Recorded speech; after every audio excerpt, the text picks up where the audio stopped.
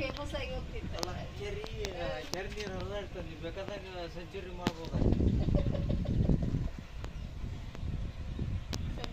Century ಹೊಡಿಬೋದು. ಬೇಕಾದಾಗ ನೀವೇನೋ ಅನ್ರಿ, ಹಳ್ಳಿ ಜೀವನನೇ ಬೆಸ್ಟ್. ಆರೋಗ್ಯ ಇರ್ತದೆ. ರೊಕ್ಕ ಬೇಕು ಅಂದ್ರೆ ಸಿಟಿ ಇರ್ಬೇಕು, ದುಡಿಬೇಕು. ಮೇನ್ ನೆಮ್ಮದಿ ಇರ್ತದೆ. ಅಲ್ಲ, ರೊಕ್ಕ ದುಡಿಬೇಕು. ಅದಕ್ಕೆ ತಕ್ಕಂಗ ಪಟ್ಟಣದಾಗ ಅಲ್ರಿ, ಹಳ್ಳಿ ಊರಲ್ಲಿ ಯಾರು ಇಲ್ಲಪ್ಪ ಅಂದ್ರೆ ಒಂದ್ ಕಾಳು ಕೊಟ್ರೆ ಹೊಟ್ಟೆ ತುಂಬೋದು.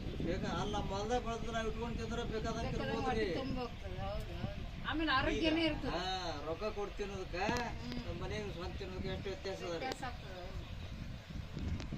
ನೀವು ಹಂಗಂತೀರಿ, ಹಳ್ಳಿಗರು ಬಂದು ಬಂದು ಬಂದು ಮಾರಿ ಅವ್ರ ರೊಕ್ಕ ತಗೊಂಡು ಹೋಗ್ತಾವ. ಹೆಚ್ಚಿಟ್ಕೊಂಡು ಏನ್ ಮಾಡ್ತಾರೆ? ಅಲ್ಲಿ ಹೆಚ್ಚಿರ್ಲಿ ಕೆಲವೊಬ್ಬರು ಆದ್ರೆ ಏನೇ ಇದ್ರು ಸಹಿತ ತಾವು ಇಟ್ಕೊಂಡ ಮುಂದೆ ಮಾರ್ತಾರೆ. ಎಲ್ಲ ಮಾಡಲ್ಲ ಅವ್ರು.